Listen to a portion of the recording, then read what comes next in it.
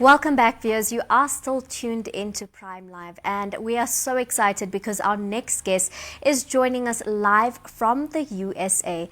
Kai Lawson is a thought leader and innovator in the marketing and advertising industry, and in just 13 years of her career, she has worked with some of the most recognizable agencies and brands. She splits her time between the Valerie agency, the Mix Company podcast, as well as her insightful blog, mylifeofkai.com. Kai, thank you so much for joining us today. We are super excited to be able to have a conversation with you today. It's so good to see you. Just making sure my audio is good, right? Absolutely perfect. We can hear you clearly. Kai, to start off our conversation this evening, can you tell us more about your journey in the marketing and advertising industry? Absolutely. It was a complete fluke. My initial ambitions in my young life was to get into the recording business. Just the way the economy worked, and I guess the way that fate would have it, there were no record companies hiring when I graduated university.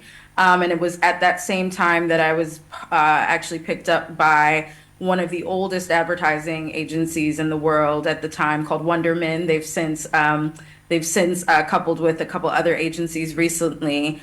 And from there, my career kind of just took off. I started off in project management, and the best advice that I got at the time is that this is where you learn the entirety of the business, because as a project manager, you touch every single part of the business. You speak to everyone from the mail people to the creative directors, and from there, the networking, the just imagination of where it can grow.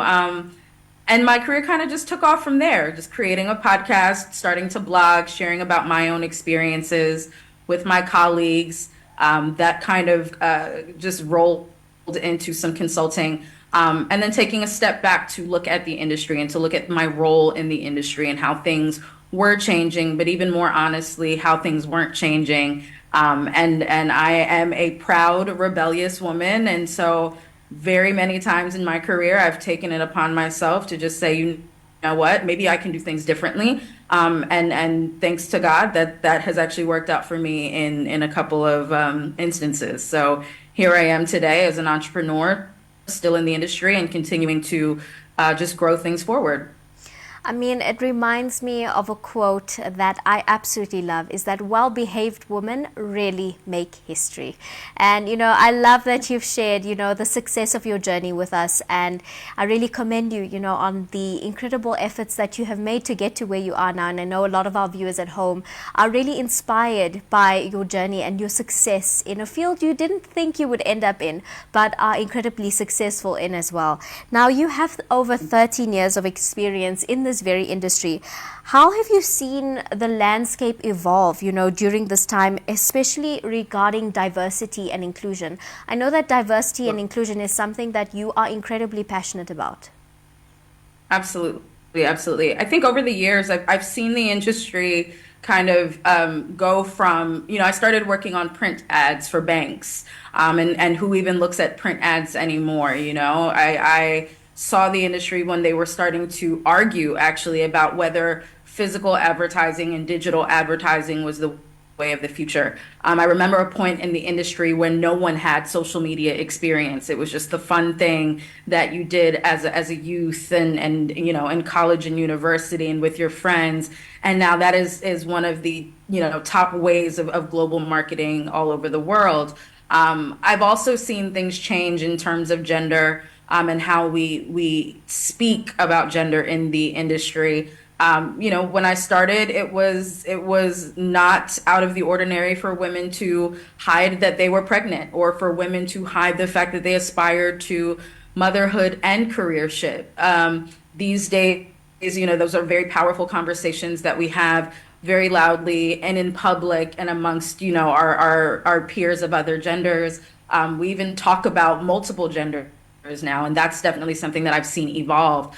Where we struggle, particularly in the United States, is still in the space of race and ethnicity, and you can turn on any TikTok or news channel to hear more about that.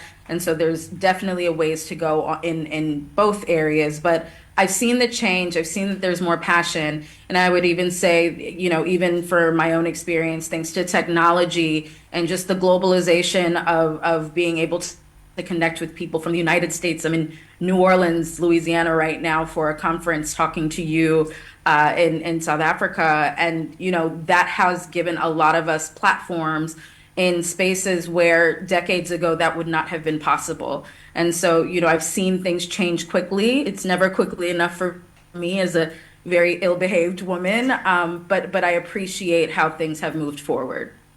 No, I completely agree, and I'm actually very grateful that the industry and various industries around the world are opening up and are becoming more inclusive. And women are definitely in a much better position than they were 30 years ago.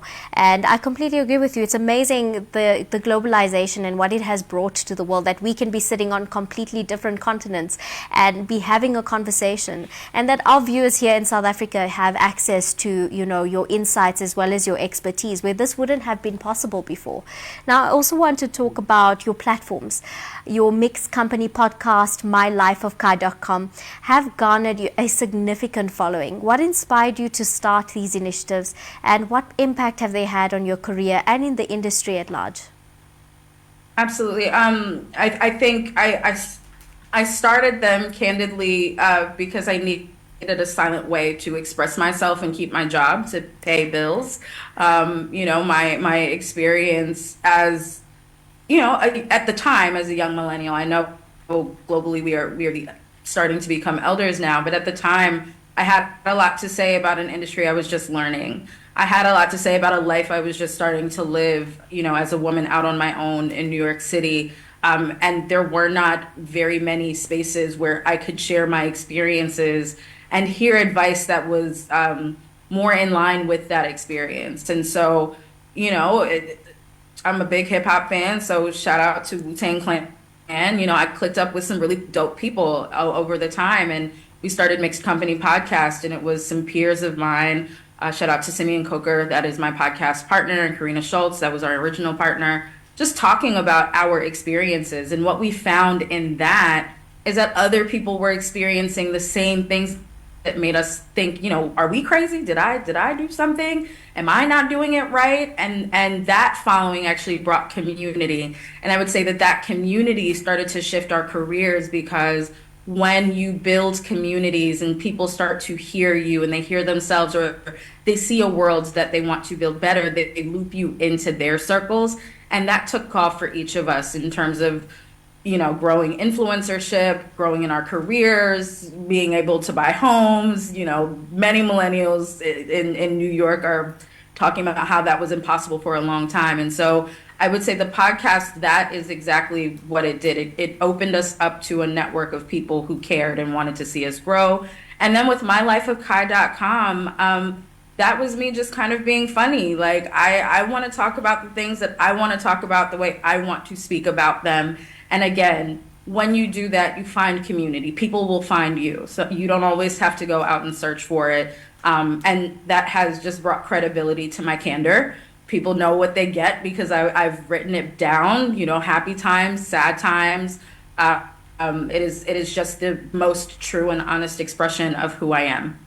I love that. I love that you've created these platforms for communities where people can hear from you and be able to relate to, the topics and conversations that you're having. And I love the rebellious nature that you have. I think we need to have more of that, especially amongst women. We need to consistently be, challenging that status quo, talking about the difficult things that nobody wants to talk about, and continue to, revolutionize the industry, or whichever industry you are in.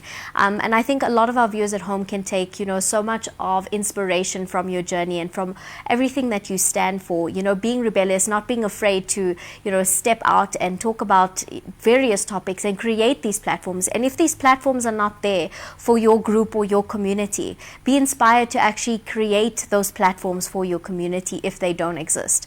Can you share some of the most memorable stories or insights from your podcast and your blog that have really resonated very well with your audiences? Absolutely. I think, most recently, we did a collaborative podcast with the VP of marketing for Def Jam, record label here in the US. And we spoke to her as well as the head of marketing for another agency in the States just about the evolution of hip hop and how it's impacted advertising specifically.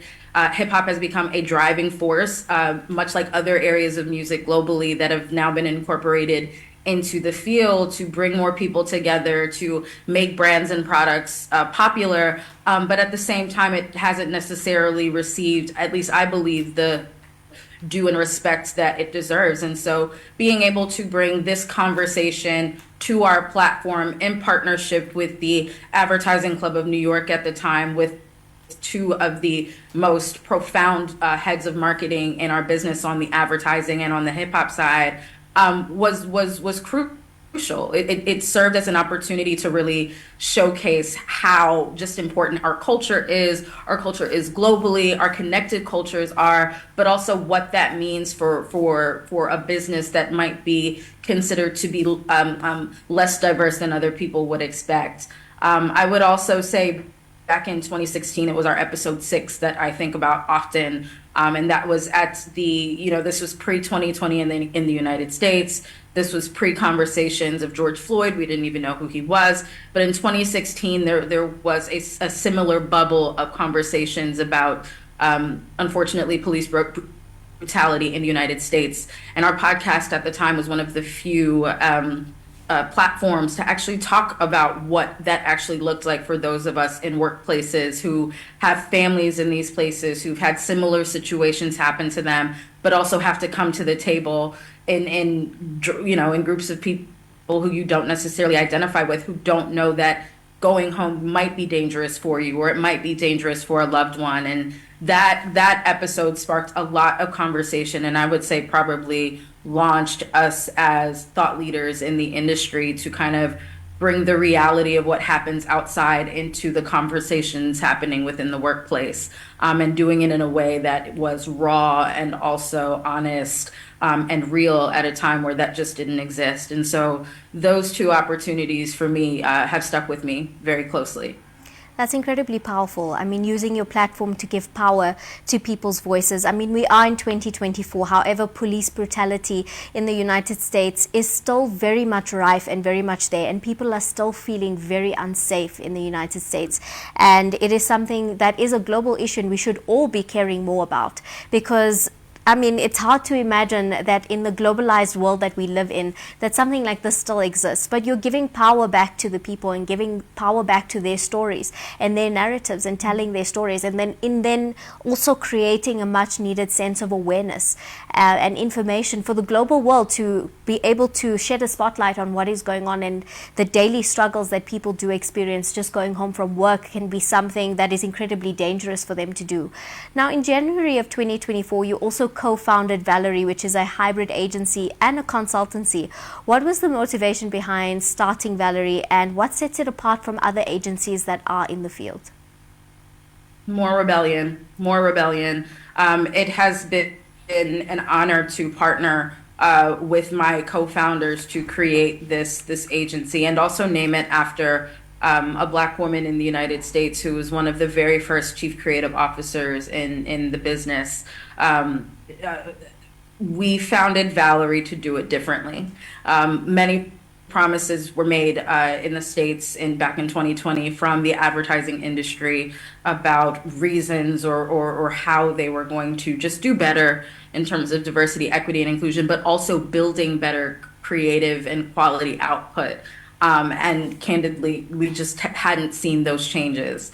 And so the best way to create change, if you can't beg people to do it, is to just do it yourself and create your own spaces.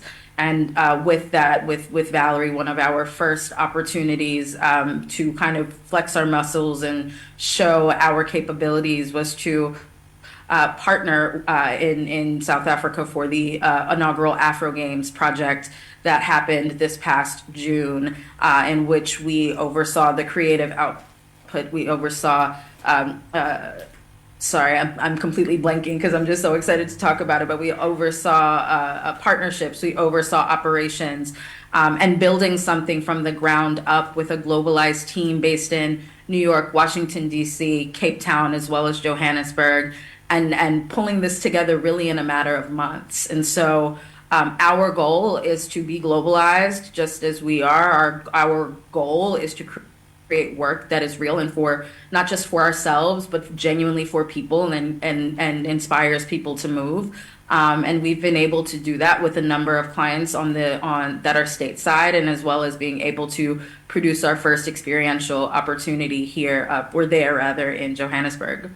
No, that's absolutely incredible. I really commend you on your efforts in starting Valerie. And it's amazing to see, women of color deciding, I'm not going to wait for opportunities to come my way. If there aren't spaces, like you said, and there aren't opportunities, let's just create them. And that's definitely going to be, the lasting message from you this evening that I will definitely take with me, is that if the opportunities in the spaces are not there, we should definitely provide platforms and create them, collaborate with women and create them. Thank you so much for joining us this evening. I mean, this was incredibly inspiring and insightful as well. And we are really grateful for the opportunity to be able to learn from your journey as well as your insights and your experiences. Thank you so much, Kai, for joining us this evening. Thank you for having me. Viewers at home, that was Kai joining us live all the way from the United States. Let us know your thoughts on social media. What was your biggest takeaway from our conversation today? Everything that Kai does, at the heart of what she does, is all about diversity and equity and creating spaces for women of color, people of color, to have more spaces and places. And whichever group you are part of, whichever community you represent, if you don't feel that there are enough spaces that represent your community, as Kai said, don't wait for somebody else to do it, and don't go and wait for somebody to do it or beg somebody to do it. Go and create those spaces and platforms yourself. But let us know your thoughts on our social media. On that note, viewers, it is time for us to head over to Salah. We'll see you when we come back.